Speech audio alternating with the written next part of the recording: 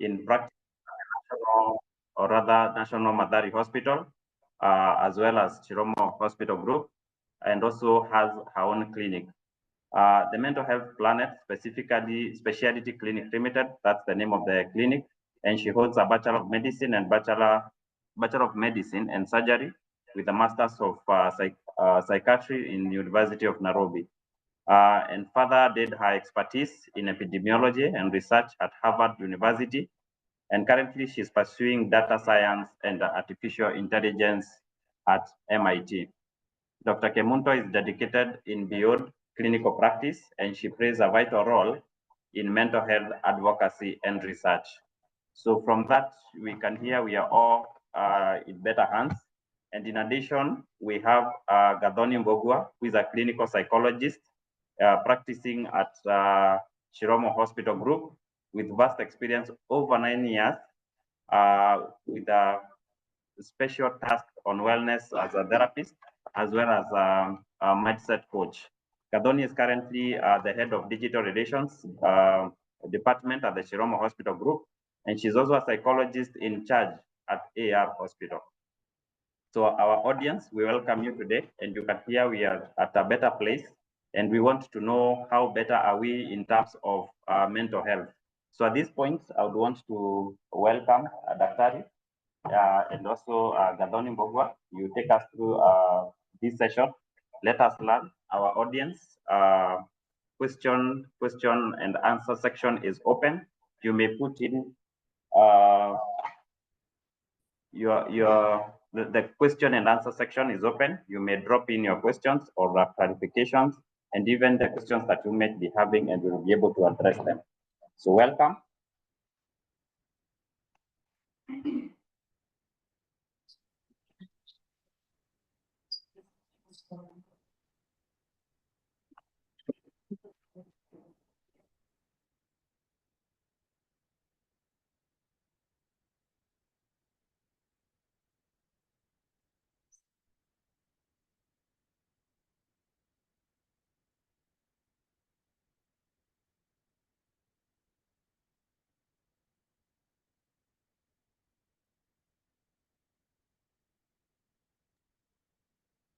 Daktari, we'll just allow you to share your screen, if that is okay with you.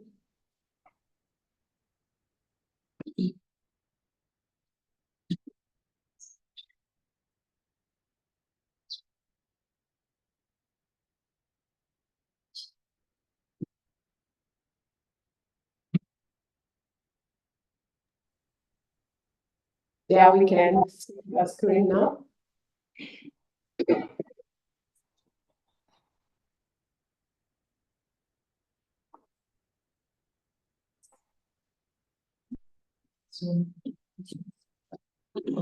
Daktari, my audience are asking if you can put your camera on. Oh, I put my camera on? Sure.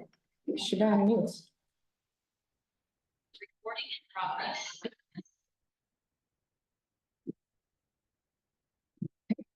So, am I not on it? So good morning, everyone. I think this is one of the most wonderful things to happen this morning when we are talking about our mental health. Today I will just be talking about how should we mind it. And given that it's the month of mental health and a lot of focus has been in terms of the society looking at how we are reacting to situations, a lot of issues in terms of relationships, suicide, homicides, it is important for us to actually do it now and find out for ourselves where are we in that continuum and how best to improve that. But a majority of people will ask me, how do I know that I'm not well? What is mental health? What is wellness? And that is the role I'm going to do today to shed light on it. Chiromo has several annexes. I think those are our hospitals. Our mission and core values are those.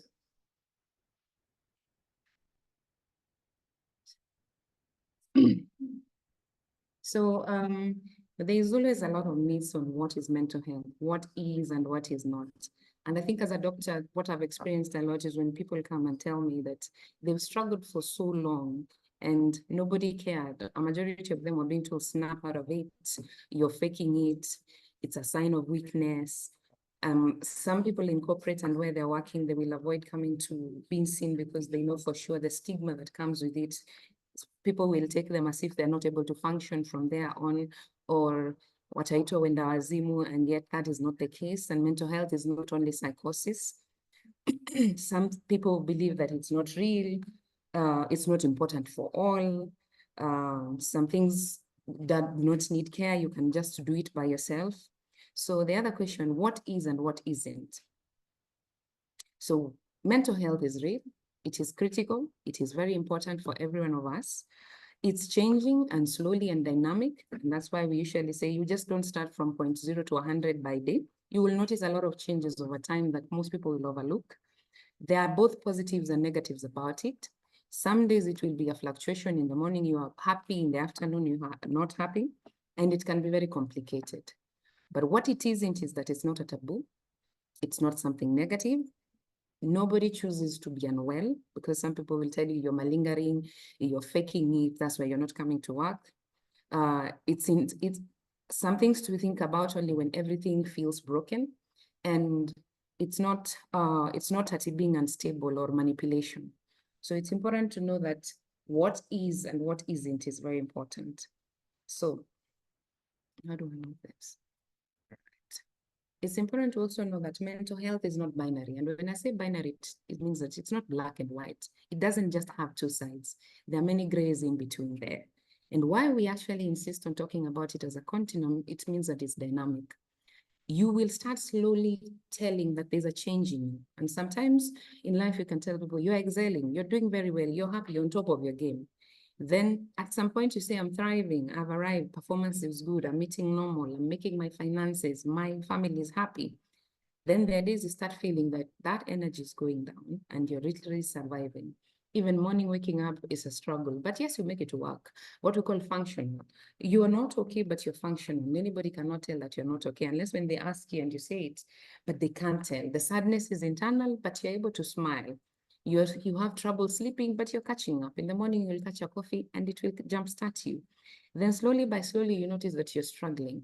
And when you're struggling is when now the mood is continuously low and you're not able to actually be okay. You find that you're constantly fatigued, you're dropping balls at work, you're not able to give your submissions at the right time, but sometimes you do it at the dead end. But in a crisis, this is when you realize now, functionality is totally affected. You either are not able to wake up in the morning, you're either extremely suicidal, you're either not going to work and people are wondering what is going on, or you're coming to work when you're drunk. The crisis is now starting to show. But why are we saying that it's a continuum? We're saying it's a continuum because there's a lot that can be done between being excellent and being in a crisis. If you have people who are able to pick that you're going through issues, they can send you to therapy. On your own, you can even take breaks from work and decide to go and recharge. So it means that at every stage, there's something we can do as long as you're aware of it. And the continuum means that you have the ability to improve it other than letting it go to crisis. So then what is mental health? And this is a description that was well done by the WHO. And it was able to actually put it in a state, in the sense that mental health is a state of the mind. And that state means that you're able to cope with the normal life stresses, meaning you're resilient enough to bounce back. You're able to realize your own abilities. You have that insight. You're able to learn well and work well. And at the end of it, you're able to contribute to the community. And it just doesn't stop there. Mental health itself encompasses the entire aspect of your emotion, your psychological and social well-being. And that means it influences your cognitive, your perception, and your behavior. That means how you think, how you feel, and how it transforms to how you react. So in a breakdown mode, for any simplified version for anybody, it means that you can cope with your daily life stresses. You can establish a positive sense of self. And that means it's how you see yourself, your image, the version you are, which informs your self-esteem. And even at work, it means that you're able to talk, you speak your mind. In front of people, you're able to communicate and be heard instead of wondering, am I good enough? You're more productive at work, in school. You realize and work towards achieving your full potential. And that means you're driven. You have a vision, you have a goal, and you keep at it, however slow or fast. You make meaningful contributions to the society, and meaning that you interact. You have productive, healthy relationships. And this is very big because when you talk about interpersonal skills, it's why someone else will be able to communicate and not have a conflict, while another will be able to communicate, but still find that they are having aggressive ways of communication. And there are people who will be like, hey, Uyo, that one, leave them. And there's another person who will be like, I like how they're able to portray their emotions and it doesn't come to your face. So on the other hand, is staying motivated and being physically active and healthy. How many of us are able to do this? At the end of the day, can you take a walk? At the end of the day, come on a weekend, are you able to go to Karura? Are you able to do small exercises in your house? Maybe take a video and be able to just do 15 minutes of workup, because your physical health and your mental health are interrelated. And as we're discussing, we're looking at health and also looking at the other end of it when you're not healthy. And the reason I'm presenting this is because I want us to understand that there are many people who think, because just I did not sleep well 2 to 3 days, I must be suffering from a mental illness. The fact that I'm today brain foggy or I'm forgetting things, I'm suffering from a mental illness. One symptom does not translate to a condition. It takes several clusters of symptoms for somebody to actually say that you're mentally unwell.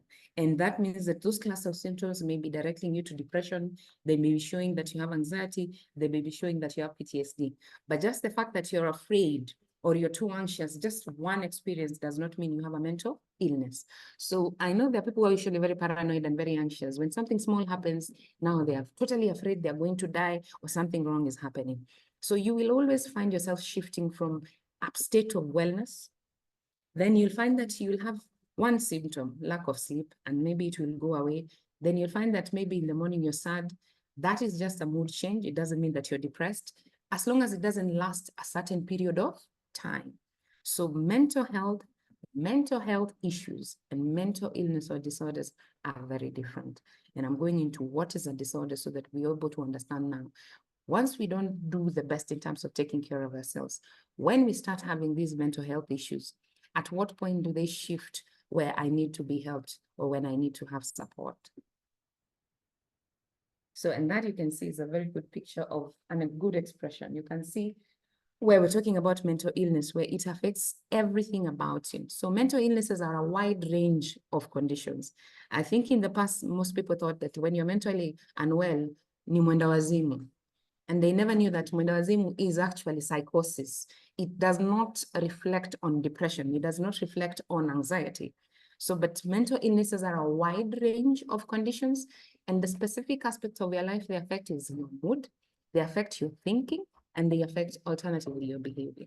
And you can see that the person who's struggling to get out of bed, she's procrastinating and struggling to even just get that energy to leave. But the mind is full of so much, it is clustered. There's a lot of racing thoughts. There's another one who's feeling sad, and you can see they're in tears, and you can see the behavior of rage and anger. In fact, you can see that she's broken a pot in that image. So you can see how it can affect all those continents. So then we ask ourselves majority of the time, what really drives us to be in such a space? What is our predisposition? What is our risk? Do we just wake up and become these people? In the society today, I think there's a lot of, there's several things that have really defined us. Relationships. We're seeing a lot of people who are having issues in relationships, and they end up either killing each other or committing suicide. We're also seeing a lot of financial issues based on either the economy where it is, based on, of course, the number of people that are there. Currently, the population has grown, and those opportunities that were there available are no longer there. But mental illness starts even from childhood, in the sense that your exposure as a child or the environment that you grew in dictates who you become. And let me be clear to say that we call them the childhood adverse reactions. And then there are several. That means physical abuse. That means sexual abuse. That means emotional abuse, growing in homes that were broken, where parents were not there, or if they were there, there was a lot of exposure in terms of poverty and the lack of the attachment and love that was needed for a child. Already that sets your foundation for what you may become. And you'll find that depression and bipolar will start as early as the age of 7 to 12. Children will actually be depressed, but most of the mothers or our parents may not be able to pick because how a child presents when they're depressed is very different. Children will not say, I'm feeling low or I'm depressed. They will have tantrums, they'll be crying, they'll be clingy. A child who was not bedwetting will start bedwetting, and that tells you there is a problem. Or whenever they see a certain person who could be possibly the abuser, they will withdraw, they will want to hide. But most of us, we don't want to pick on that because children will be communicating in terms of how they behave or express themselves. Then come to family support, you find that there's a lot of discord in families, a lot of lack of affection, lack of support. You're not able to be educated, and that means that your ability to negotiate in life is not at par as anybody else. Schools are another environment of a lot of exposure in terms of bullying, discrimination. You find that there's a lot of defiance, and you find that also teachers can also become a source of psychological abuse because there are many people who will affirm to you that you're not good enough, you'll not be there. And hence I find the trend of Mwalimu wa Maths quite hilarious, but also very traumatic. It says a lot. We are a society that has been traumatized a lot. When someone will tell you, you will not be amounting to anything. And also now come to an era of social media that is also impacting on how we see ourselves. What happiness is defined about. It is defined by what you see. And all we know that all those are fallacies, they're not realities. But yet you measure yourself with that. And every day you feel that you're not adequate, you're not enough. You will go to those pages where you see homes, the whole dead capital, and you wonder how is it that you're still living in an apartment. And there's so much pressure that comes from that, and you find that there are people who succumb to that. The community itself is not supporting, and here we are going to talk about stigma, because whether you get treated in a mental hospital, whether it is Mathare or you go to a nice hospital as Chiromo, you'll find that even your re-entry at work will become difficult because there are no support structures. And when you go, people will always think that you're inadequate, but they do not understand that mental illness does not take your capacity away. All it needs to be done is that you're treated well, you go back to stability, and you're able to fully function just like anybody else. But you find that many people will avoid coming to see us because they know that this is how the society will treat them, whether it's the institutional stigma or anything else that comes with it. So the risk factors are many, and others that we all experience as individuals is losses in life, especially when you have life events that cause you to lose a loved one, life events where maybe you lose income or you lose employment, life events where, especially in this current situation where we're seeing a lot of broken homes, divorces and separations that impact the mental health of parents and subsequently trickles down to those children. So our exposure is so much. If you ask where your mental illness is coming from, if you sit and map it out, you can connect the dots even from childhood. You find that these things will conglomerate and finally define who you become or the condition that you develop. So the question we ask ourselves is that if this is my exposure, if I am not protected from these situations and triggers, then what then translates? What do I become? What kind of condition comes to me? And trauma is there, especially for our discipline forces, the police, what they're exposed to. There's a lot of exposure in terms of trauma. So then we come to discuss then, how do I know then I am affected? Because there are people who are very resilient. They've gone through it. They were born in families where they were orphans. They did not have much, but they've come out of this world and they've succeeded and they're doing well. That is the aspect of resilience, an aspect where you're able to bounce back and you're able to realize your own potential. But not all of us are able to actually dynamically change and be okay. So a majority of us will notice that whenever something affects that, small situations will start. You'll start having loss of interest. The first actually things that usually are majorly affected is sleep. Some people will tend to sleep more, others will sleep less. Appetite will either be there, and there are also those who are called comfort eaters. They will eat more because of their stress, and others will eat less. You start finding yourself wanting to isolate. If it's in the office, you now want to not come to the office. You want to be at home. You will not want to pick phone calls. You will not want to be engaged in social settings. But the other thing that you'll notice is your mood. You either are irritable, you're either getting angry easily. You also find that you're also very low. Sometimes you find yourself just bursting into tears and crying. Sometimes you can't even connect to where it's coming from. Unusually odd behavior. And odd behavior can even come because there are patients who are also psychotic. So you find that they will either be talking to themselves, they don't shower, you have to keep pushing them to do that. They want to just sit in one place. They won't move anything on the table. In terms of their behavior, it's bizarre.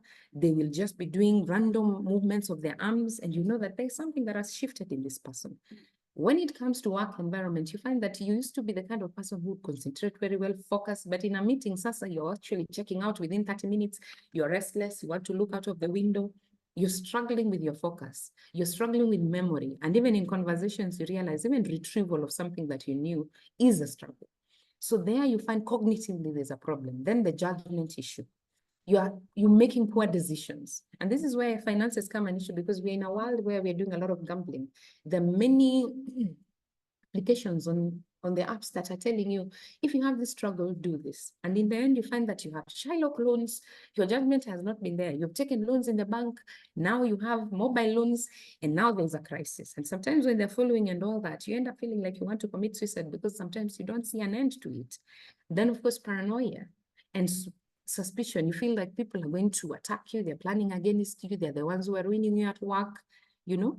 And all these are signs and symptoms that indicate you're not well.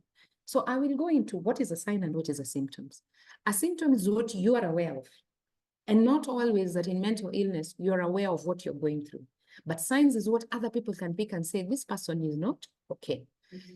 Most of our illnesses sometimes take that awareness from you, that you may not notice that you're not talking to people, you're withdrawn, or you're poor hygiene, or you have bizarre behavior. But we are brothers keepers. Even your HR or the people who sit around you can say that there's a change. So because of that lack of insight, we always motivate and say, check on your brother, check on your colleague. Don't just assume they're not themselves just because of a day issue. Look at the pattern and ask yourself, is this something that we need to intervene? Do we need to seek further help? Do we need to refer them to someone who can actually give them that help? So when these symptoms come together, and as we said, mental disorders are a cluster of symptoms that then go ahead to define that you either have depression, you either have anxiety, you either have bipolar. And I'm going to talk about bipolar because I think in the community, people really loosely abuse it. Anytime you're angry or you're moody, someone says, hey, for bipolar, you know, that is already stigma in itself. Even if the person wanted to actually be supported, you've already put a label on them and maybe they're not that way. So what is actually bipolar? Bipolar encompasses both depression. Bi means two sides. So you'll find that there's a person who has the depressive symptoms, and meaning that they are low, withdrawn, isolating, they're not sleeping well, they have low self-esteem, they're tired of life, or they're suicidal. But on the other hand, there are days when they have a lot of energy, what we call hypomania. They have racing thoughts, they have good grand ideas, but sometimes they sound quite built in the castle, not achievable. Then you'll find that there are the people who have poor judgment, they're very impulsive, they'll tend to be sexually irrational, and they will do things on the impulse without thinking of the consequences. They will spend money. You'll find that when you go to a club, they're the ones who will say to Jaze Meza, you know, let's chafua.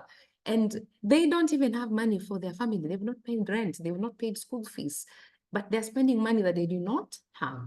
And in extremes, they'll also be diluted. That the people will tell you, I know the president have a lot of money in the bank because now it has surpassed the level of normalcy. They've shifted to now where the reality is not there. So you find that there's bipolar 1 and bipolar 2. We also have schizophrenia, which loosely what wamesema ni wenda wazimu. But what is schizophrenia? Schizophrenia is when there's an alteration of the mind state. And you find that they will hear voices that are not there or you're not hearing. They will see things you don't see because the mind changes their perception. They will isolate. They will have poor hygiene. You have seen them on the roads. They will have bizarre behavior. And they will talk to themselves because they'll be responding to those voices. And that in itself is schizophrenia. And they get very paranoid. They will tell you, I think I'm being monitored. My phone has been tapped. So when you hear someone is talking about those things and there's no actual validity to it, it is important to refer them for care. Then we have PTSD, which is stress or depression that comes from trauma. And 2 to 3 things that define it most of the time is the flashbacks. You find yourself quite hypervigilant, you're very self-aware of your environment, and you'll find that you're very avoidant of the area of trauma or the people who traumatized you. Whether it was a rape incident, whether it was a bombing incident, you find that you will avoid those kind of people, you will hate men. Then we have what we call anxiety, and anxiety really affects us. And most of the time you'll find that it always is in the environment of depression. They tend to go together because the moment you're depressed, it means that sometimes you find that you have excess fear, you procrastinate when you're going to do something. And when the body is in an anxious state, you'll have palpitations, you will sweat. Somebody will even tell you that they feel like they're not able to breathe. Another person will tell you the stomach is being, they feel like it's knotting, they want to diarrhea, and they have that sense of fear that paralyzes them. Maybe it's a presentation like this today, and when they're very good and excellent, but when it comes that time, they don't know how to talk, they don't know how to express themselves, they shut down. Then, of course, our current situation, we're dealing with a lot of substance use disorder. I think it's giving the run for the money for depression because our society has normalized that alcohol will be everywhere. We have, what are they called? Wines and spirits. We have people selling them from their houses. We have clubs in everywhere because our society does not know how to have fun in different ways. And we are seeing this menace going so far to affect us. And while we used to just be worried about alcohol and cigarettes, the dynamic has changed into prescription medication. There's fentanyl, we have cocaine, we have pethidine. It's affecting even the professionals and especially doctors who are struggling with these conditions because they have easy access. They can write for themselves prescriptions. Children are accessing these drugs in school. You find a child will tell you, Mom, I want Concerta because my friend is on Concerta. But do they actually have ADHD? But then they will share in school and they tend to now find that they can abuse this. Go to clubs in Westlands and all that. The taps, diazepam is being abused, MDMA, all those substances. It is becoming a bigger menace than we thought. And you find that it worsens the outcome of all other illnesses because if you're using alcohol and you're depressed, you further get depressed. If you're using weed, you also get to be predisposed to psychotic symptoms. You find someone now starts talking to themselves because they prey on the underlying weaknesses of the mind. Then we have borderline personality disorder. And I think this is one that was also abused because borderline personality disorder, you find that people are always attention seeking. They will always want to get their way. If they don't get their way, they will always manipulate and tell you, I'll commit suicide and all that. They're very sensitive. They also are those people who move easily with the masses. If we are doing this, they never have the time to think for themselves if this is good or not. And you find that they really struggle before they find their balance. So in a nutshell, the conditions are many. I just put those that we can easily relate and we've seen more.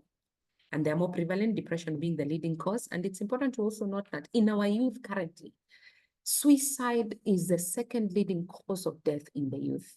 It is very important for us to know because the youth, for some reason, we are looking at a situation where we are seeing them having no stamina, they have no resilience, and we are struggling. They're saying turn up volume. Someone has commented turn up volume. Which one? You can hear. Okay. So then, as much as we don't have time to go into all of it, and I hope we can revisit this conversation further and further and dissect it to the depths of each condition. Why are we talking about mental health? Why is it important currently? Because we are seeing a lot of broken relationships. We need to improve connection. We need to work on improving functionality. We need to improve the resilience, the ability to cope and bounce back fast. And we also need a community that is thriving. Because if we don't focus on our mental health, it affects everything else. You'll find that mental health is so key to the point that when you are unstable, even your own immunity goes down. You're more predisposed to flus, you're more predisposed to other infections. If you don't take care of your mental health and you're drinking alcohol, you end up having outcomes like diabetes and all those things. So we need to be able to have positive relations, what we keep insisting of interpersonal skills, not seeing people disagreeing and stabbing each other or disagreeing on 50 shillings and stabbing each other. We also need to increase wellness in terms of how we make our money and also allow people to have organic growth because I feel like people want to move from point A to B so fast. They don't want to do the work that is in here. So in terms of how we manage our monies, in terms of what you do to get money so that we reduce that crisis and we are able to realize our own potential. And in the essence of it, it's just the value of just feeling good, being happy, whether you have it or not. So I think this conversation is big on that because that is the foundation of today's conversation. So I will allow my colleague Gathoni Mbugua to tell us then how do we increase our self-care? How do we ensure that we are okay? How do we protect ourselves from developing these conditions? Thank you so much. Thank you, Dr. Thank you so much. And as Gathoni sets herself in, maybe we can just respond to one or two questions that our audience are asking. What is the place of self-regulation and social awareness in relationship to mental health? What is the place of self-regulation and social awareness in relationship to mental health? Thank you very much. That is a very important thing. And I think self-regulation is what defines how you react to situations. It's what defines if you will get angry or you would step back and take a walk and calm yourself before you react to something. But most of us are about instant reaction. And that time it's not well thought through. And you find that you will be impulsive and do something that you'll not be proud of or say something that you'll not be proud of. And I say EQ, which is part of self-awareness, is very important, emotional intelligence. And this encompasses even how you communicate to your partner, when to communicate, and also to learn the language of your partner, because you can read their mood and know, is it the right time to do so? I tell people every time in a matter of conflict, take a deep breath, take 2 step backs, take 10 minutes or 20 minutes, reconfigure, breathe. If possible, find someone else to bounce back what you think you should say or how you should react and rationalize the process. And then you can re-enter that conversation again when you are in a good place of mind. But the reality is a majority of us are not self-regulated. Whenever we feel something, we want to deal with it at that point in time. I even tell people sometimes sleep on it. It doesn't hurt. Because when you sleep on it, sometimes you wake up and you realize it didn't even mean the way you thought it meant. It was not as heavy as you perceived it. And sometimes you can actually realize, I don't even need to respond to that. But if we all learn to do that, we will limit a lot of the conflicts, a lot of the violence and issues that we are seeing currently. Thank you, Dr. Is gambling addiction a type of mental health? Yes, in fact, you see, we used to talk about a lot of substances, and I think I touched about it in my conversation because I was saying that the reason that we are seeing a lot of issues currently is because of the rise of certain things in our society. Gambling being one of them, Shylocks being another, mobile apps being another, such that they have been marketed to be so palatable. People forget that these things comes with an interest rate, and also you don't look at your income to deal with it. And you find that now you borrowed to deal with a situation. Then you find that you have to borrow to pay that initial borrowing that you did, and then you're stuck in that trap. And because nobody is now interested in working hard or organic growth, what I say, growing slowly. Everybody wants a fast way to arrive into that richness, because also we are all validated by social media, things that were not there before. Information awareness is so much. We are comparing, we have a lot of pressure. And you find that very many young people are stuck in it, and leave alone young people, even people who are employed, because they want to live a life that they can't. They don't want to live below their means. So you find that there are people who are stuck in this gambling and they're losing a lot. And we are seeing a lot of suicide and depression, broken families coming from gambling. And yes, it's one of the toughest addictions to deal with. Thank you, Dr. There's so many questions for you, but I would like to allow Gathoni just to tell us on how to self-care. But just before she comes in, is autism a form of mental health, or is it a predisposal to someone who may suffer mental health issues in the future? This is a big topic, but yes, and that's why we say mental illness is a big it's a diverse number of conditions. The specific conditions under autism, we call them neurodevelopmental conditions, and it is under child mental health. Yes, autism is part of mental illness, but it is a condition that a child is born with that limits them in certain ways, and especially in communication, functionality. And it also comes with other issues like Asperger's and ADHD. So maybe at some point, and we are seeing in our society a lot of autism coming in, maybe because of advanced maternal age. People are now delivering at later stages when they're finished school, and you find that above 30 is advanced maternal age. no matter how you want to look at it. And that in itself is a risk factor, because the viability of those eggs, the predisposition from even the things we ingest, the food, the lifestyle that we live, predisposes the outcomes that our children get to have. And autism is one of them, yes. So it is a neurodevelopmental disorder. Daktari, please, there are so many questions coming in for Daktari. Kindly stay put and continue sharing the questions. We will be addressing them shortly. We want to give Gathoni just about 15 minutes to address this, then we'll pick it up.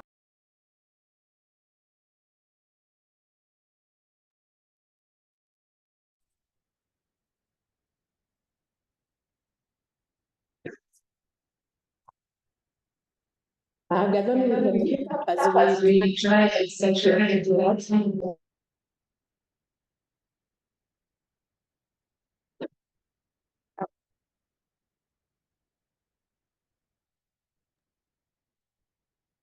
Thank you, Dr. Kemunto, for that great presentation. So we are going to get into the next part that mainly focuses on what is it that we can do from an individual space. But before I delve deep into this, I want to mention just a few things. When the 2019 is when former President Uhuru put together a task force to go around the country and figure out what is it that is ailing Kenyans, what is going on, what is going on amongst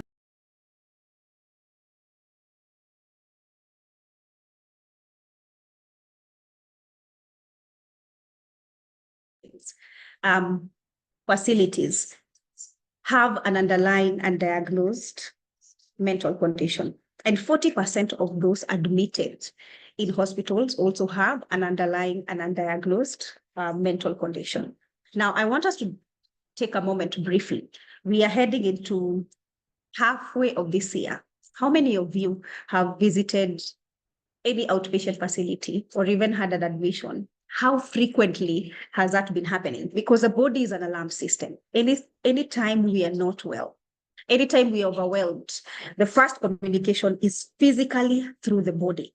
And there's something that we call the Hapa-Napule syndrome. So there's a headache today, there's a stomachache tomorrow. And the first place where people visit is usually the hospital. But I want you to ask yourself deeper, what is it that is going on with me? Now, there's something that we call the vegetative symptoms or the clinical red flags. So if you have a pen and paper, I want you to write down, there are 6 of them. You can do a brief scan and a brief check weekly, daily, monthly. And Dr. also mentioned some of this. So number 1 is an interruption in sleep patterns.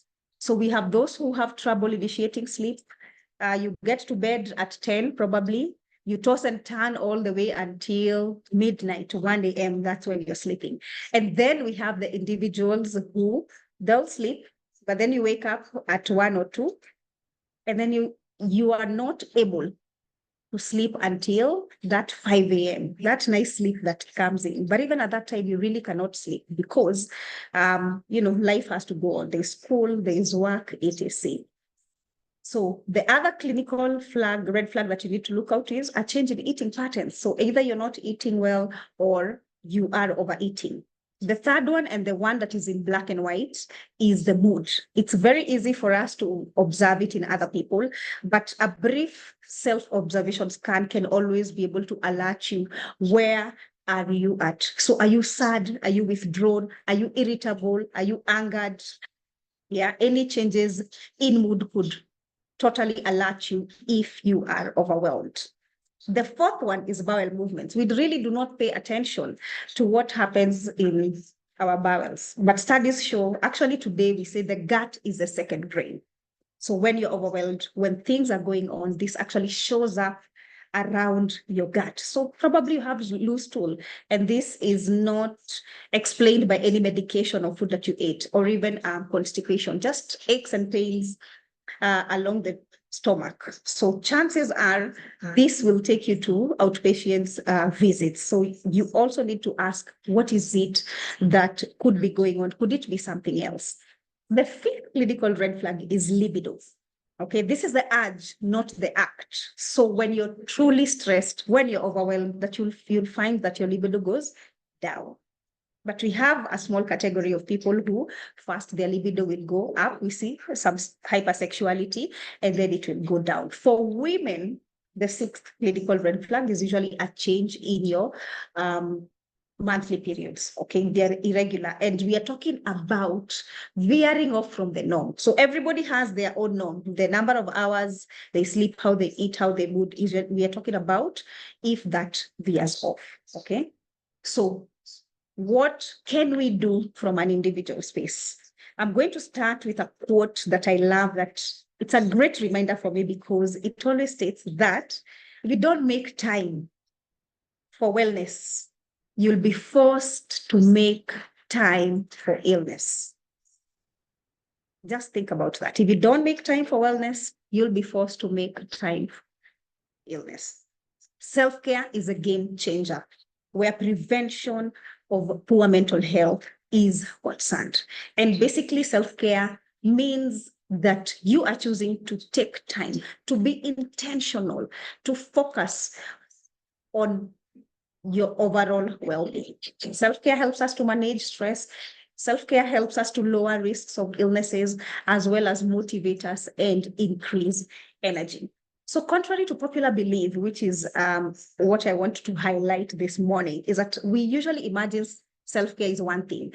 So somebody will say, I slept well. Another person will say, I did my nails, or I did my hair, or I hung out with the boys. I want us to recognize this morning that self-care is holistic in nature. All right. You are not made up of one facet. In fact, when you look at the self-care assessment, usually it has 50 items. And out of those 50 items, case in example, relationships only covers 2. However, it's not strange to find that when an individual is having issues or is struggling in a relationship, that they feel like their whole world is crashing. Or when you're struggling with your work, you find that your whole world is crashing. So I want us to focus this morning that you are holistic in nature. And unless you are intentional about filling in all these areas of your life, then you're truly not engaging in self-care. The top of the list and the game changer is physical self-care. If you want a natural way, sometimes people would come for therapy and say, I don't think I'm in a space where I want. Sidhani kama nimefika kuchukua dawa, something like that, right? And one of the things that we always encourage is, why don't you go and try physical fitness? So physical fitness basically just helps balance the chemicals in the brain. And you have to figure out what kind of a person you are, what works for you. Are you the person who needs to go to the gym? Are you the person who can actually be disciplined enough and do a YouTube video? Or are you the person who needs to be out in nature?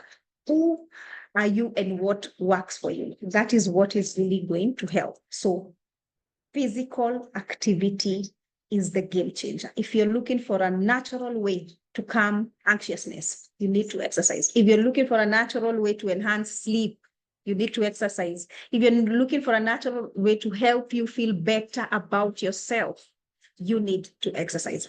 When we're talking about physical as well, the body, this hardware, you need to take care of it. Sometimes you can actually have the most optimal state of mind, but your body is not aiding you. So taking care of your body is very important. What are you eating? Okay. Are you going for those checkups?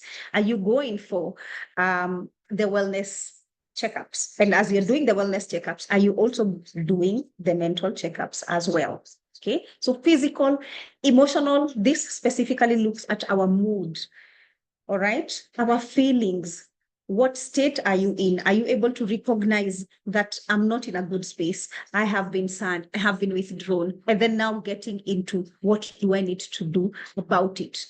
Spirituality is very key. Actually, studies show that people who have an anchorage where spirituality is concerned have better quality of life. And I know in our context as Kenyans and as Africans, when spirituality is mentioned, our head goes into church or 310, what have you. Let's focus on this being a belief system in a higher power. One of the things that we do, or one of the things that sustains us daily, is hope. And hope can be harnessed through spirituality. Finances, when you look at the top key 3 stressors of the world documented today, at the top of the list, we have finances. Secondly, relationship issues. And thirdly, work pressures. Yes. And I saw a research that was done that said, if you have 2 out of those 3, then you're so much more vulnerable to triggering depressive symptoms or even anxiety. Imagine that. Yet these are things that we interact with every single day of our lives. So the goal is, there is no perfection. The goal is just being able to cope and manage those daily things. So how do you allocate your resources? Are you saving? What is a relationship that you have with money? Cognitive self-care, that's very important. We are directed by our thoughts. Okay. And you'll notice if you do like a quick run, when you're not in a good space, you'll find that your thoughts are spiraling. You'll find that you have negative thoughts, ruminating thoughts. They are so loud, you can't be able to sleep. So being able to be in control of your thoughts, being able to identify, do I have some errors? Being able to restructure that is going to be a key thing that is going to contribute to your overall wellness. All right. Another key thing is altruism. Okay. Are you able to live beyond yourself? Dr. talked about the definition of mental health. The last statement says being able to make a contribution within the community.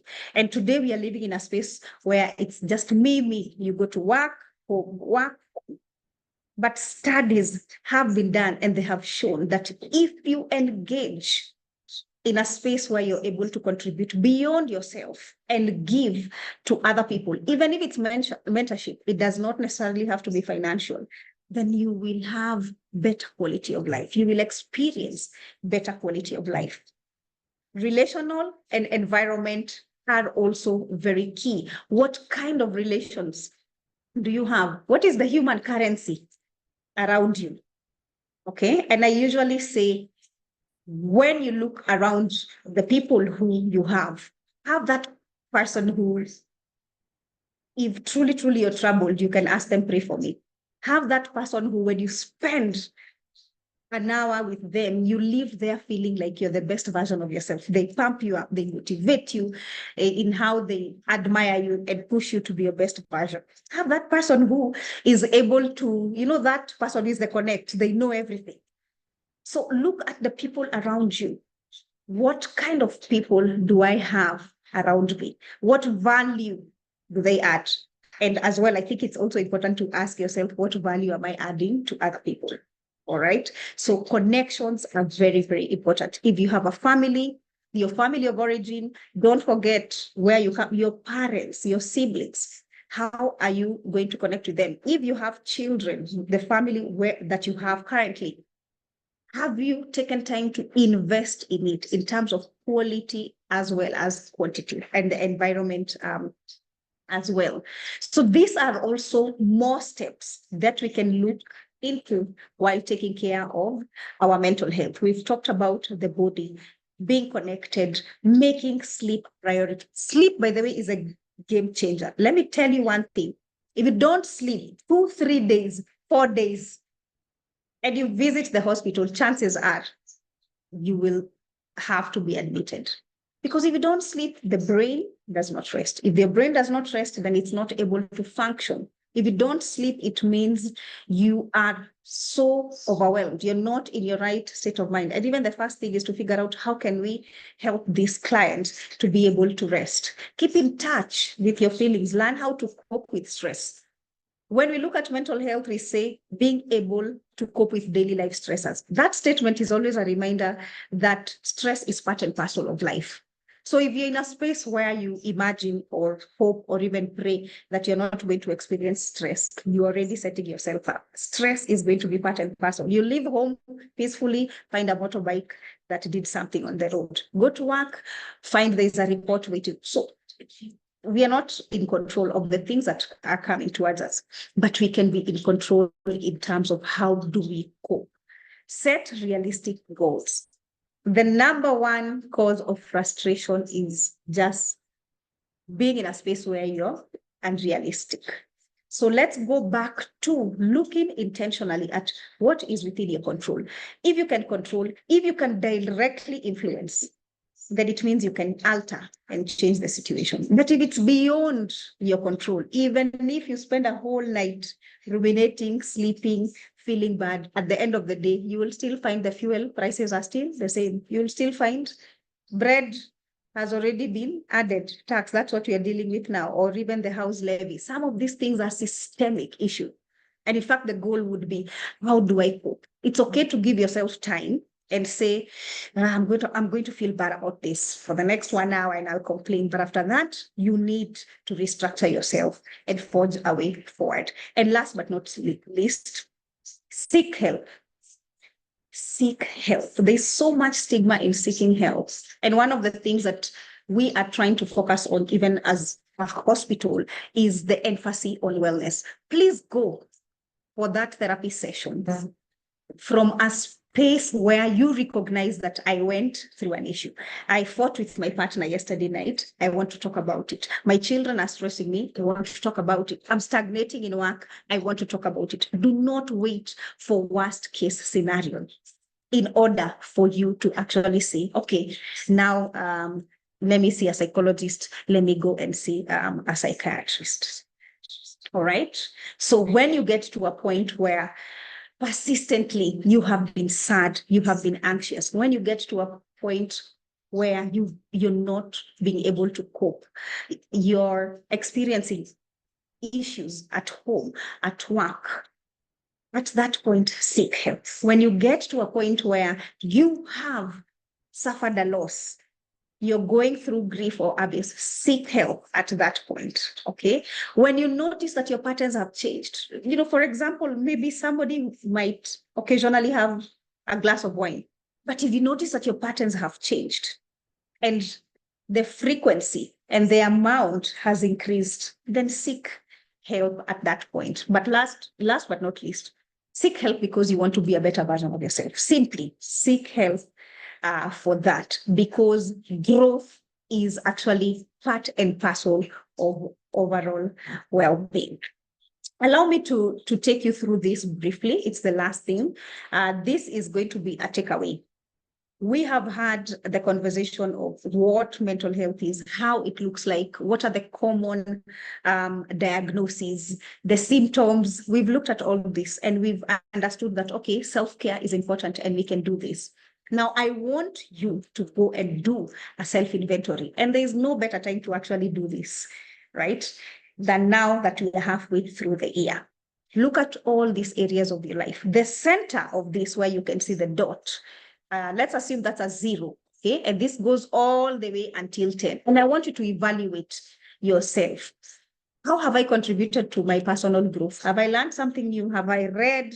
Maybe even listen to a podcast that, motivated, whatever it is. Let's say you want to give yourself a 5. Then just draw a thick line around where 5 is, okay? When is the last time you got in touch with your inner child? You just went, had fun, laughed, did something that, made you feel almost invincible, so happy and so grateful. When is the last time you did that? And if you have done that, maybe give yourself, maybe it's a 7, but for some people, probably it's a 1. Put a line there, okay? Where your career is concerned. Are you still at the same space you were when you got employed with that same qualification? Or have you taken time? There are so many things we can learn. LinkedIn is constantly pushing courses, free courses. Coursera is constantly pushing courses.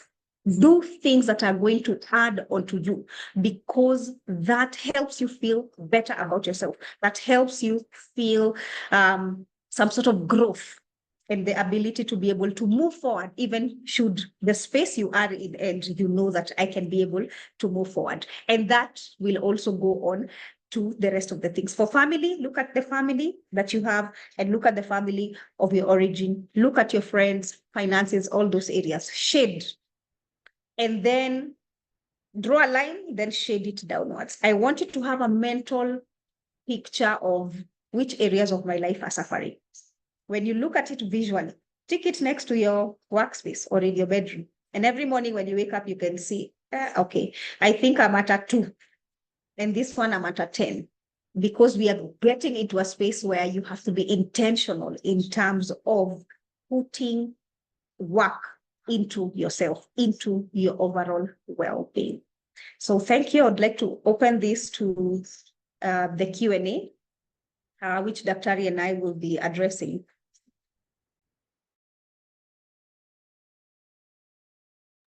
Thank you so much. That was wonderful. That was really, really. I hope we all have something to take home. Now we want to go into the questions, and I'm sure we've all learned something. I think, Gathoni, I would like to start with you. I'd like to throw this question to you. I have somebody here who is one of our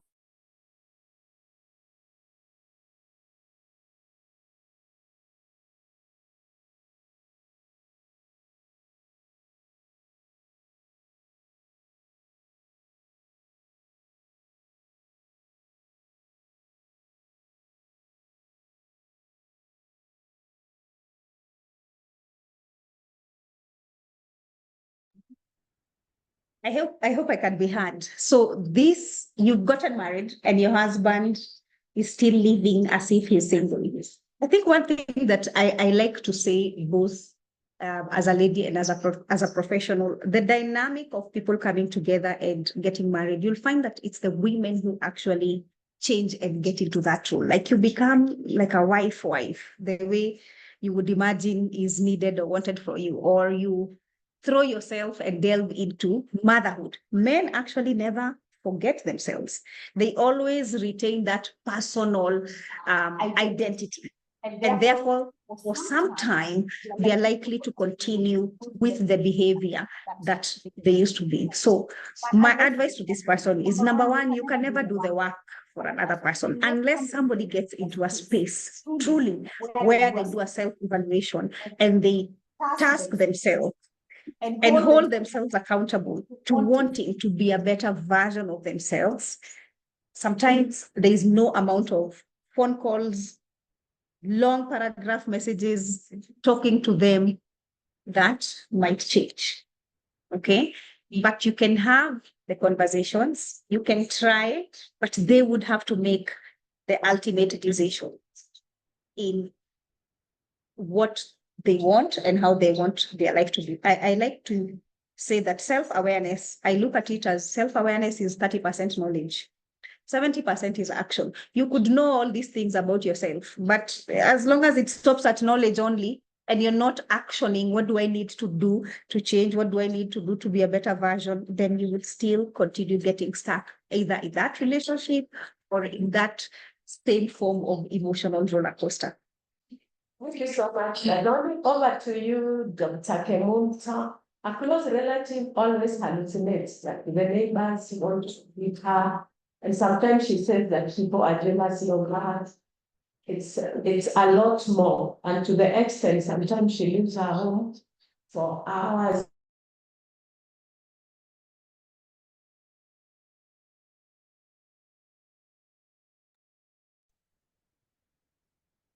So thank you for that wonderful question.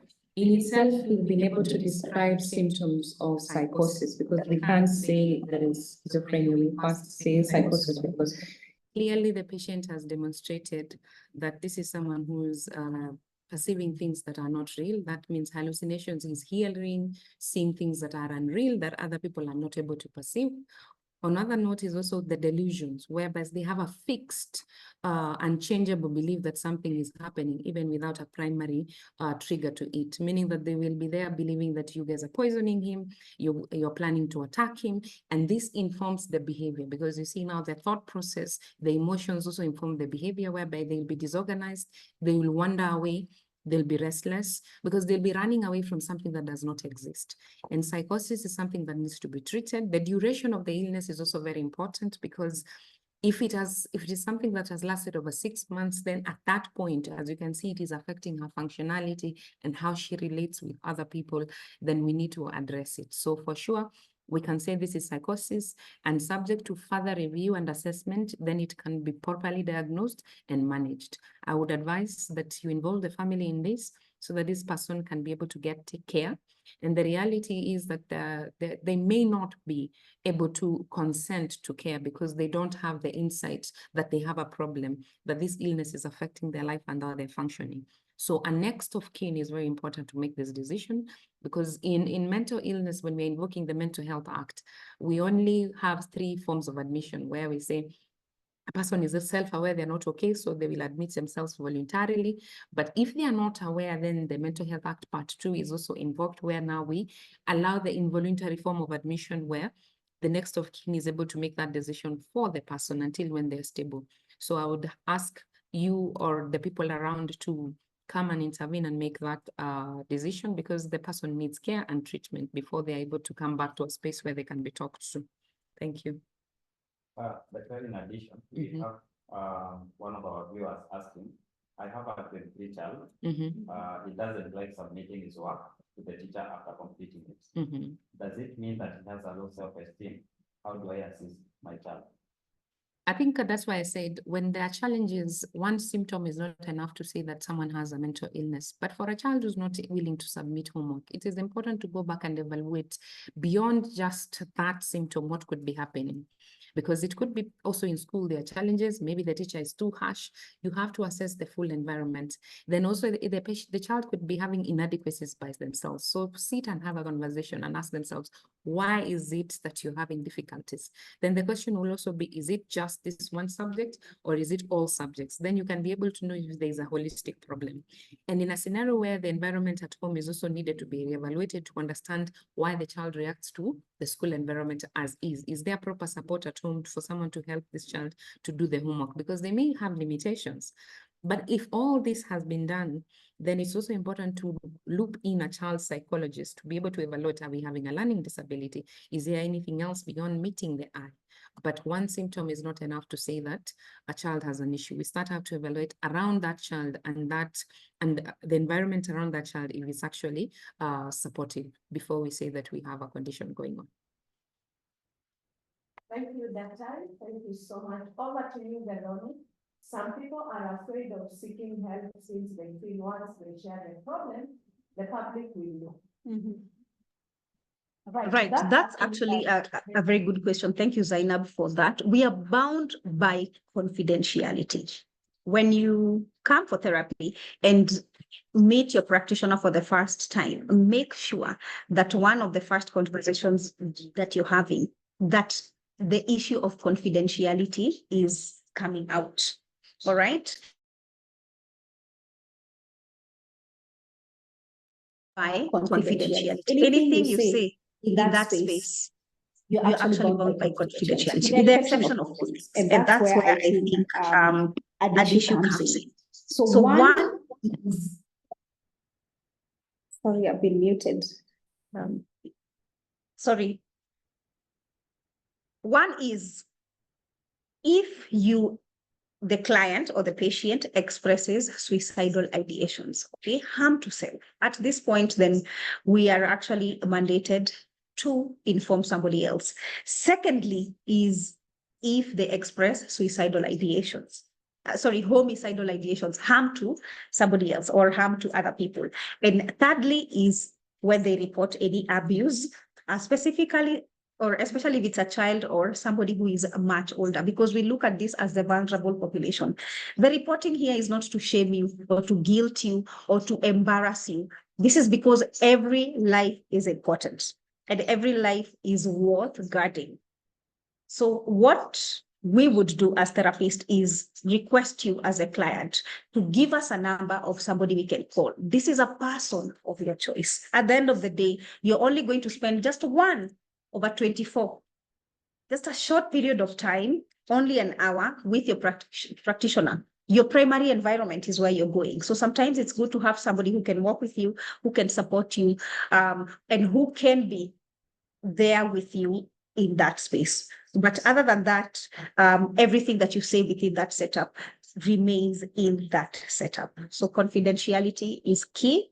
And also just to make sure that you're going to an actual professional. Thank you so much. One of our viewers is asking, the insurance company also needs to.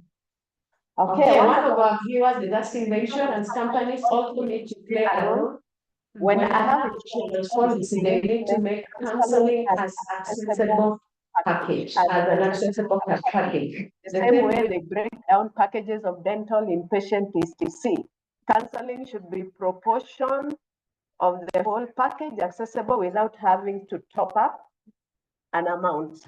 Thank you so much. And I would like to confirm that APA Insurance is one of the leading companies in making sure that you have your counseling sessions. You don't have to top up, it comes as a package. So as you join APA Insurance and you're one of our clients, note that you are allowed to access a counselor. We have counselors on our panel. We have Chiromo Hospital on our panel, and you are free to access them at any given time. And on the screen, I think they have shared their hotline number. You can actually reach them on that number. So APA Insurance has fully covered you for the same. There should be no cause of worry, and same as to visit a psychiatrist. So over to you, Dr. Gathoni, Dr. Kemunto. Where can you, is there a cure for schizophrenia? Can one actually be treated fully? Maybe for the sake of our viewers, you just need maybe to elaborate schizophrenia, just in a minute, yeah. Am I unmuted? So, thank you for that good question. And I think very few people ever ask about schizophrenia. Schizophrenia is a chronic mental condition that affects your perception and ability, and it changes your reality. And that is what I've been explaining earlier, that the way you perceive life, the things you hear, you feel are altered. So you'll find that these people always have difficulties in having insight, and they always are in a different altered reality where they hear things, they see things, they feel like they're being monitored by CCTV, phones are tapped. They will tell you, but somebody inserted a thought in their head. They will tell you another person withdrew the thought in their head. Sometimes they'll cover their ears, and even how the interpersonal relationships, there are patients who have difficulties in communication. They tend to have either mute, or when they're in their element of illness, they will have one-word answers, monosyllabics, or they talk about things that don't make sense. It's more like disorganized speech or the mumbo jumbo. But is it treatable? We manage schizophrenia and we aim for remission, meaning that we control it to a point where you're able to function, but you cannot be treating it to complete healing because it's a chronic condition. So you need to be continuously on medication to be in remission so that you're able to function. So they have to be on medication for lifelong, whether it's injectables or orals. And support of family is very important, because half the time you'll find that they struggle with that reality and also taking medication. Just like diabetes, just like hypertension, just like HIV, schizophrenia is a chronic mental illness. So they need only to be on medication to actually be in full remission. Do they ever achieve full functionality or ability to cope? Schizophrenia is one of the illnesses that really affect functionality, and I'll tell you why. Because we have two types of schizophrenia, what we call the negative symptom and what we call the positive symptom. The positive symptom is what most people have seen. They will walk around, they'll look dirty, they'll be restless, they'll be talking to themselves, they'll have bizarre behavior. And even when we treat, their level of functionality is gravely affected. And you find slowly by slowly, they'll reach a point they're vegetative. They just stay at home. You support them. You'll be pushing them. You'll be telling them what to do. But they will not be destructive or violent or anything. They will take instructions, but rarely does it come from self. But the negative symptom schizophrenia, which sometimes, majority of the time, is diagnosed as depression, does not have the hallucinations and the delusions part. Most of the time, they will be very quiet. In fact, a parent will tell you, oh, ni mtoto mzuri sana. From childhood, doesn't talk to many people. It's either the friends who come to talk to him, and as he grew, he became very eccentric and mute, and they isolate, they don't pick phone calls, they can sit in a room without even lights on, but they'll just be okay. But you have to keep reminding them, remove something from the table, shower, organize your room. Some of them tend to be very organized. When treated, those with negative symptoms have better outcomes. It actually preserves their functionality. And you will find that they will excel very well in how do I say it? Backroom offices, where you'll then see they will do their IT work very well, where they don't need to talk a lot. But if you are to put them on the front desk, admin and all that, they struggle because their major limitation is interpersonal skills. So yes, you can treat schizophrenia to remission, but not to complete healing. The patient has to be on medications lifelong. Thank you. Thank you, Dr. Now, in this generation Z, Yes. how do we ensure that they're working correctly without mentioning every time that we are affecting their mental health when they are assigned duties? And within the same breadth of the question, does Chilomo Hospital have free teleconsultation services for guidance? So for the aspect of free, Gathoni will address that, but I will say this. I think everything in our life is an aspect of socialization. When we have over an exposure to something, then we end up using it as a clutch and as an excuse. And I think where we are at is the sense that there is no balance as to where people will actually be honest and not use something to manipulate. Generation Z, as I said, is using mental health issues, bipolar, throwing names, ADHD and all that to explain or get out of situations. And it means that they have to be, and this is what we're actually doing, and I'm very glad when people are saying about stigma, this is the part of psychoeducation for them to truly understand what it means to be those conditions and when it means when there is a mental illness. Of course, we have to have workplace mental health policies that protect people. If someone has not taken leave, they take it, but it has to be within rational. And as we are psychoeducating everybody, it's also to know that the person who's managing a Generation Z can be able to delineate, even though they are not a doctor, to know when this person is manipulating and when for sure they have an issue. Because again, this aspect of embodying a situation and owning it as an identity will limit the opportunities, it will limit the exposures. So they also have to understand from this conversation, and I'm hoping they are logged in, is that they're not doing themselves a favor. They're not helping themselves. They are not going to grow in environments of work because that will limit them. Because anybody who will see that you have that kind of pattern, they will not want to be with you. And for some reason, they'll either keep you at a certain level or they will find a way of exiting you. So I think Gen Z in itself should regulate what they ingest on social media and even further go to educate themselves to actually understand what exactly it means to say, I'm bipolar, I'm ADHD, or I'm mentally not okay.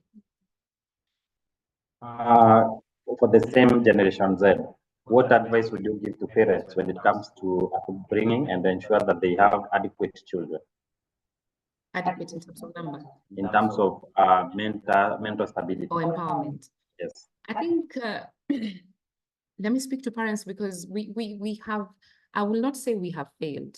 And they usually say that a generation that is born of poverty will work very hard to be able to have, and they will raise a generation that will not be able to defend or fight for themselves instead, or even fending for themselves.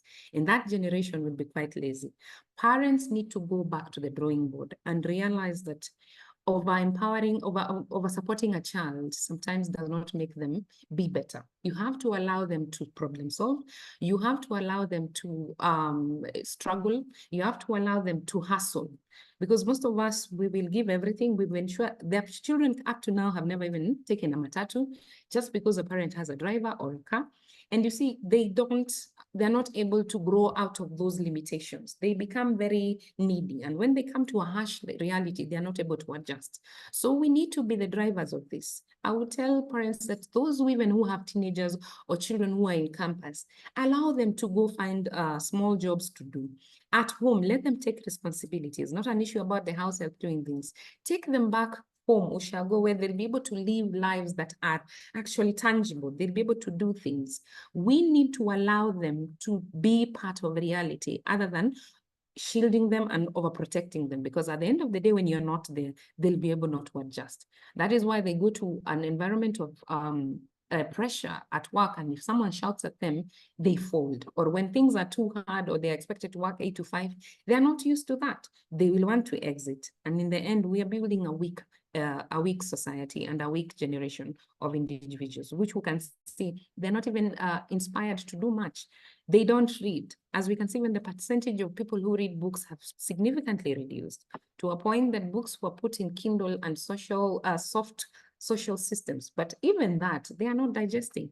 But yet you'll find that their consumption of social media, whether it is TikTok, Instagram, that does not nurture them in terms of the brain, is quite high. So we need to be the examples that we need our children to be. Otherwise, when you're not there, they won't survive. Thank you, Daktari. And someone is asking, does dictatorial leadership at the place of work compromise our mental health? I have been having stressful moments regarding my boss. Oh, yes.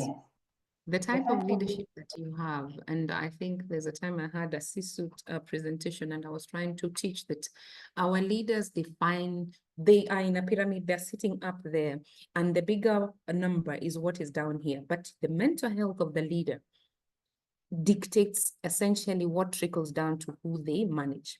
So if you're a leader who's stressed, who's reactive, who's shouting, even the people you manage will also come out of fear. They'll be stressed. They will always hypervigilant. Communication will be very poor. So you impact the people under you. So if you're a dictator and not someone who leads, then there's a big issue, because the expectation without discussions are there. How you channel your conflicts and resolution becomes an issue, and you are raising employees who are distressed, not empowered, and they are fearful. When we look at studies, they say that 80% of employees actually wish that their bosses or leaders could actually talk to them about their struggles, because that would build a relatability. And that relatability will foster that comfort in where someone feels like they actually are human, because while you're struggling, the employer is making you feel that you should be operating 24/7. They will be sending emails at night. They'll be waking up with expectations, but nobody is listening if you're able to actually deliver. So I think this conversation should actually go back to the C-suites. They need to be also taught about the importance of their mental health, their leadership styles, and what it does in terms of the impact to those who they manage, because it's very significant. Thank you so much, Daktari. Over to you, Gathoni. I got heartbroken recently by finding out the person I was dating had 2 girlfriends, and the hopes to marry him all died. I'm taking a blessing in disguise because I can't be in a polygamous setup, but it still hurts. I feel sad. I feel I was manipulated and emotionally abused. How can I get help to get over this stress? Right. Thank you, Zainab, for that. First of all, allow me to appreciate the person who sent in this question, and we are here to support you. Heartbreak is one of the most debilitating experiences a human being can go through. Remember, I mentioned it as, the second in the top 3 stresses in the world right now that are triggering mental illnesses. So on one side, trying to evaluate how the relationship ended, and in this case, you're saying the partner had other girlfriends. So on one side, you can look at it from a positive space, and as hard as that might be, in the sense that you have missed an opportunity where you could have been with a person who is polygamous in nature. So in one sense, you have been saved from that by finding out. However, we cannot disregard the fact that, it still pains. And that pain could put you in a space where you are spiraling, you're overthinking, you're self-blaming, you're wondering, what could I have done better? Why me? So rejection can be very tough. And when you're in that space, it's important to actually address these issues in a safe space, in a therapeutic space, because sometimes the question is, why me? Why? What is it about me that made me attract this kind of a person? And we might need to try and evaluate, did this arise, or is it something that you're carrying all the way from childhood? So we might need to go through the attachments you had growing up and seeing, are they in one way or another in play in how you relate in adult relationships? Okay. with that being said and done, self-care is going to be key. Going back into yourself, taking care of yourself, reconnecting with your friends, doing things that make you happy, focusing on something else that can take you away from mentally spiraling, ensuring you're getting quality sleep and physical activity is going to be key. So take care of yourself, do a proper self-evaluation if you would want, in terms of how you being in that relationship would have been helpful vis-a-vis you not being in that relationship. Because in that space, then you're able to make an informed decision whereby safeguarding yourself should be at the top of the list. In fact, we usually say if it costs you your mental health, then it's too expensive a price for you to save. And to answer the previous question that had been mentioned, yes, we do have a toll-free line and a call center that operates 24/7. On the screens, we have a display. That toll-free line 0800 to 20 000 is a line that you can call at any time. And on the other end, you'll get a qualified professional who can take you through what we call psychological first aid. So you might not get full 1-hour sessions each and every time, but if you know somebody who is in distress and they don't know what to do, where to go, how to get in contact with either a doctor or a psychologist, then that would also be able to help. There was also something else on like, how would you know? So we have developed some screening tools that are digitized today, and we'll be sharing them with APA. So you'll be able to receive them from your end. So today, from the comfort of your home, you can be able to evaluate yourself. Okay, so these are brief screeners. They are not diagnostic tools. So if you're in this forum and you could be asking the question, could I be depressed? Nowadays I'm sad. I can't leave my bed. I'm struggling with negative thoughts or even suicidal ideations. And you can take the patient health questionnaire and just see, where am I? If you're in this space and you're wondering, hey, mama niko na anxiety, instead of labeling yourself, maybe even what you're going through is normal because you're a human being. So of course you will oscillate emotions between highs and lows, worry.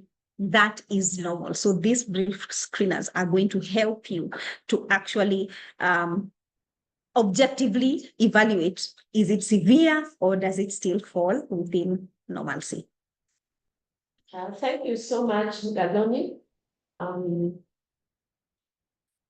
I think I can see a few hands that are raised up. I don't know if Doreen Morioki, I don't know if you're still there. I would allow you to talk. Doreen, are you there?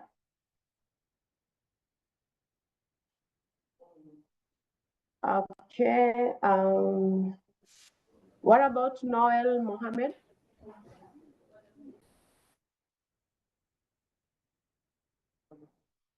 Noel, are you there? Maybe I can allow you to talk. I think they are not in. Maybe.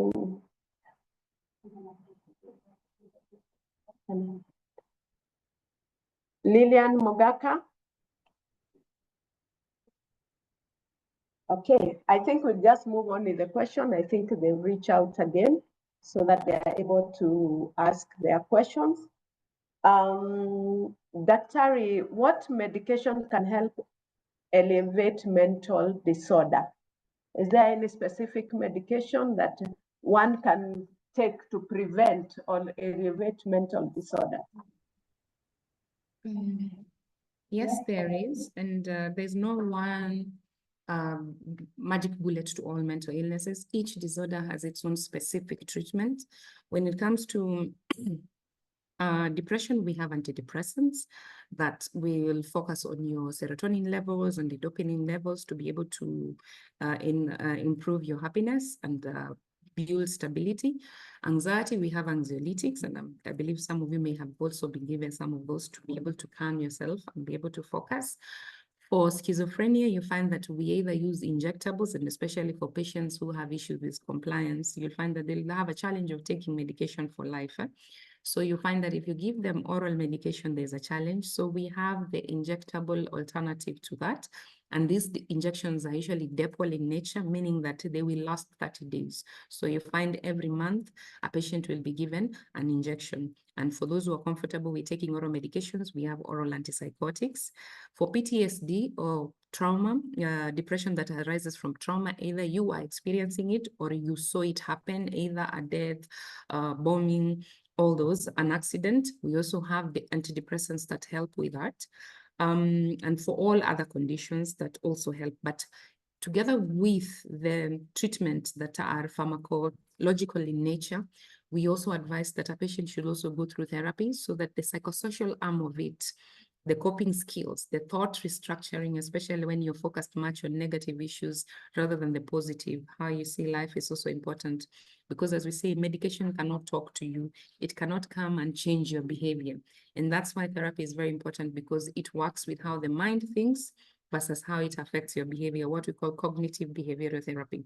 For children, and as I can see someone had asked about that, children as age below 5, from 5 onwards, can actually benefit from therapy. And it means that it is the type of therapy that will be given that will be different. For children, we do a lot of art therapy because they better express themselves through drawings. Then from that drawing, you're able to decipher what it is they're going through. Those who are also autistic or they're struggling with speech issues, we have speech therapy, occupational therapy to help them, especially others with the neurological deficits. So it's a combination of pharmacological treatment together with psychotherapy. Thank you. Thank you, Dr. I don't know if Eliud Matthew, are you there? I've given you an opportunity. You just raised your hand.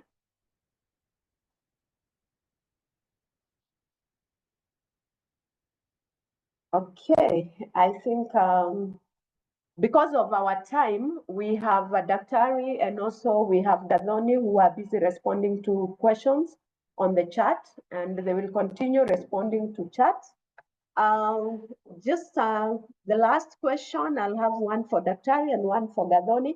In the current world we are living today, I don't think whether a problem shared will be half solved. Instead, will be the topic of the day. What do you think, Gathoni, on that? Should be your parting shot. Thank you, Zainab, for that. I would like to partly agree with that. And one of the things that I always focus and encourage people around me is when you're sharing about problem with friends, only share what you are comfortable, that if it goes public, you'll be okay with it. I mean, the truth is, we don't like to admit this, but the truth is friendships are temporary. They actually play a role in your life at a particular time. So when you're in school, you'll have a group of friends. When you're in one work environment, you'll have a group of friends. And when you move to another environment, you'll have a group of friends. Of course, there are those who you will work with along your journey, but only one. So please share information that you are okay with if it goes public. Other than that, then look for somebody who is already bound by confidentiality. Then they cannot be able to share what you have shared with them. And besides, they are going to guide you in a professional and ethical manner. So it's unfortunate, but it's the reality of the world that we are living in today, that sometimes you would be thinking that I need to open up so that I can seek help. And then you open up, and unfortunately, some people will use that against you or abuse that. Thank you, Gathoni. Thank you so much. Daktari, I was given antidepressants last year during pregnancy. I had symptoms and I couldn't fall. I have not. What steps should I take? Was being put on medication the correct course of action? Sorry about that. Just a minute, Daktari. The host would like to unmute me. Okay, I'm going to repeat that. I was given antidepressants last year during pregnancy. I had symptoms and I couldn't cope. I have not recovered fully. What steps should I take? Was being put on medication the correct course of action? I was attended to by a GP.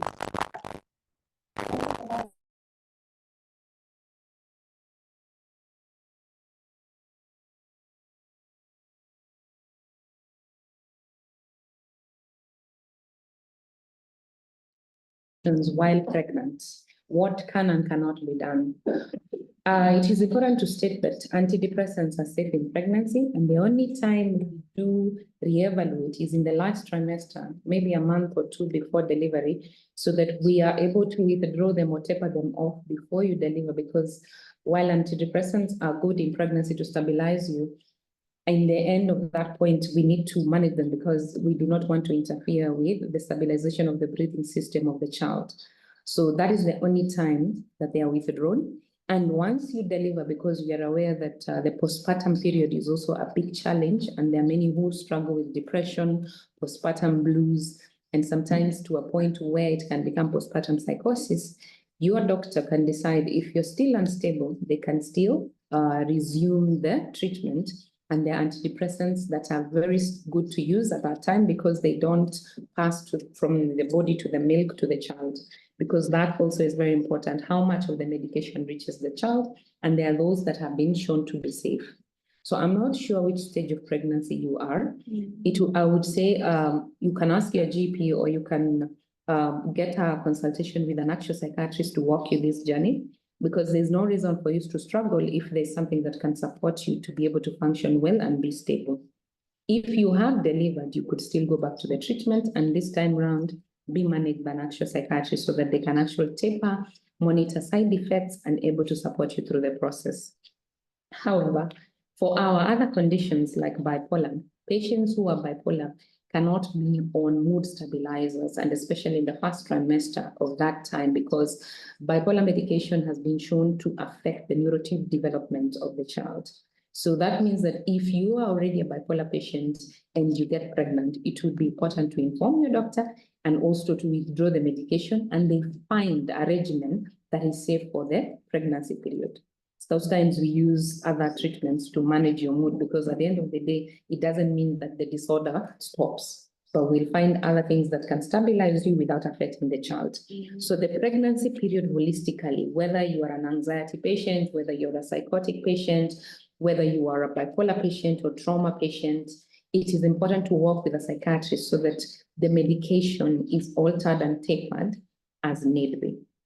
So for me, I would say kindly reach us or reach a person in your panel to be able to support your journey. Thank you, Dr. Kari, for that. Maybe the other thing we would want to know where we can find you, as well as Gathoni, so that in the event that we have needs, it would be very easy for us after having this discussion to know where we will find you. Thank you very much.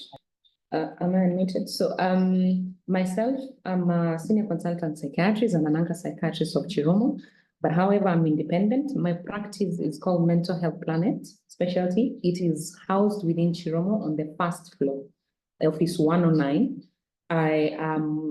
We are about 4 doctors and a team of about 7 psychologists.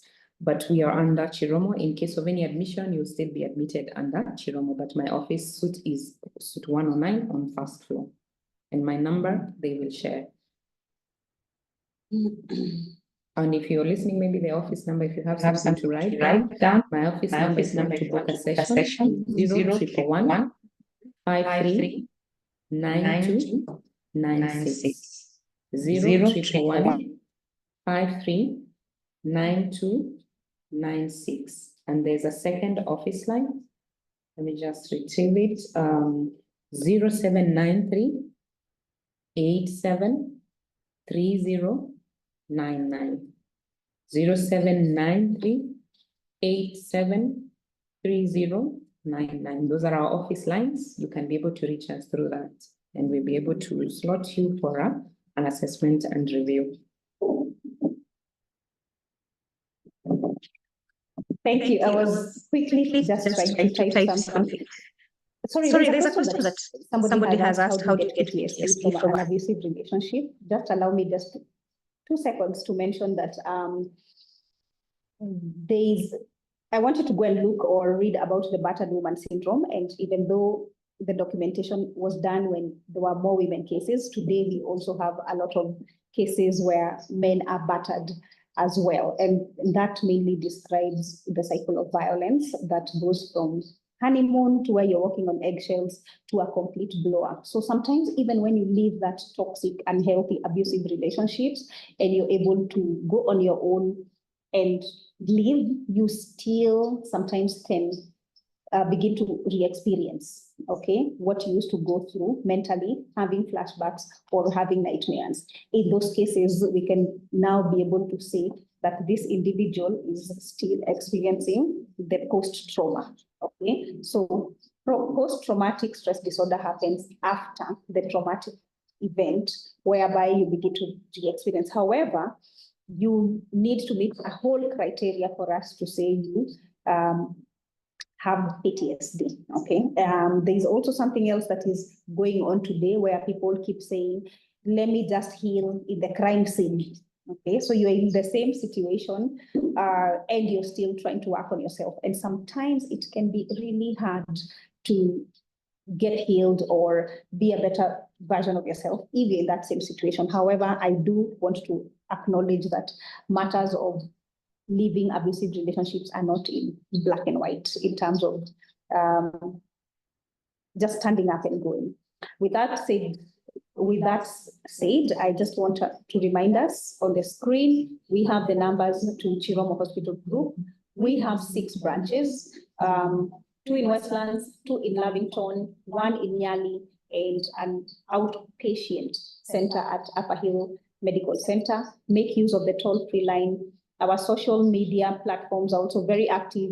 You can follow us on any of the platforms at Chiromo Hospital Group. DM will be able to respond to that as well. So there's also, you can see if you would need to send us an email, info will be answered. There are 2 numbers there that can directly be picked through via mobile, all right? So feel free to call the mobile line, which is 0733 77 86 09, and you can always be able to get guidance and get help in whatever case you need where matters of mental health are concerned. And just a reminder that your mental health is paramount. There is no health without mental health. So as much as you're taking care of yourself, remember that you also need to take care of your mind. And if you don't make time for wellness, you'll be forced to make time for illness. Thank you so much. Thank you so much. We want to appreciate our viewers first, because without you, today would have not been successful. We really appreciate your presence today. Thank you so much. And to our presenters, Dr. Kemunto and Gathoni, we are humbled to have you this morning. Thank you so much for your timings. Thank you and thank you on behalf of APA Insurance, the medical division, the wellness department, and the entire board of APA. We want to thank our viewers for taking time to be with us today. And for those who are covered by APA Insurance, feel free to reach out to us. If you feel you have a challenge, you feel that you need to talk to somebody, you can share an email with us on wellness@apainsurance.org, wellness@apainsurance.org, or you can send a text on WhatsApp 0720 600 577. WhatsApp 0720 600 577. Otherwise, thank you so much. We want to wish you a very lovely weekend, and please take care of your mental health. Reach out whenever you feel you have a challenge and talk to somebody confident, and may God bless you as you enter into the weekend.